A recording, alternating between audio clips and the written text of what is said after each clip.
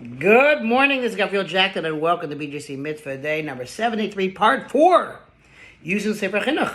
A Mitzvah A keeps your soul on its way, the prohibition to eat Tereifah. Very long mitzvah, but so fascinating. So many interesting parts to this mitzvah. Once again, dedicated to our holy idea of soldiers, the safety and return of our hostages. May Hashem protect them, and may Hashem destroy our enemies. Here we go. Among the underlying purposes of this mitzvah, again, the prohibition to eat Tereifah, is the following. Considering that the body is the instrument of the soul, through which the soul carries out its assignment in this world, and without which the soul would never be able to complete its mission. And it is for this purpose that the soul comes to reside in the holy, in the body's shadow, such that this arrangement is to the benefit of the soul and not to its detriment. For indeed, God does not do bad, but rather he does only good for all. Considering this, it emerges that the body is in the hands of the soul, like a set of tongs in the hands of the smith, through which he can produce a vessel fashioned to its function. Now, it is a fact that when the tongs are strong and properly adjusted for grasping vessels, the craftsman who uses those tongs will be able to produce vessels of fine quality.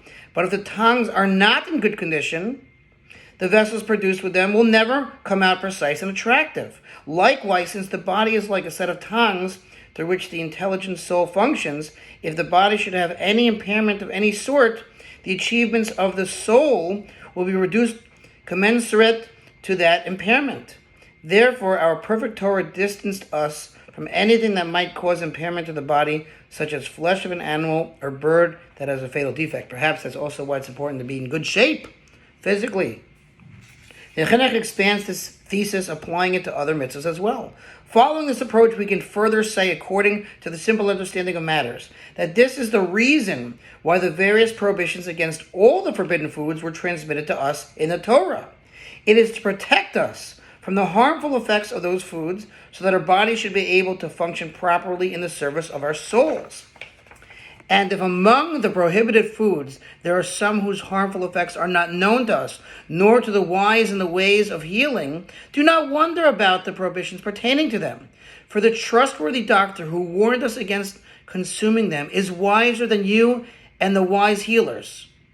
Indeed, how foolish is one who thinks that there is no harm or benefit in anything other than what he himself has comprehended. Hashem is smarter than all of us. He knows best. The Chinuch explains why, if the prohibited foods are indeed harmful, the Torah did not spell out their ill effects. You should know that it is for our benefit that the consequences and harmful effects of eating these foods were not revealed to us. For had they been revealed, there would be a concern lest people who consider themselves great scholars arise and cunningly say, such and such harm that the Torah said is contained within such and such an article of food is to be feared only in such and such a place where its nature is so. Or they might say, this food is harmful only to such and such a person whose nature is so and so. But in other places or for other people, they're not harmful. Unless one of the simpletons be lured by their words and come to eat the prohibited foods.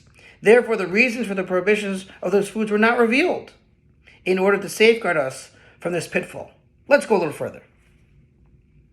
The Chinuch now explains why the flesh of an animal that possesses a Tereifah defect is in fact harmful. Okay, and actually we will continue another day because it is getting longer. It's a nice longer piece. But we'll see if we can see you guys tomorrow night. It's Purim, so I'll see if we're up for it.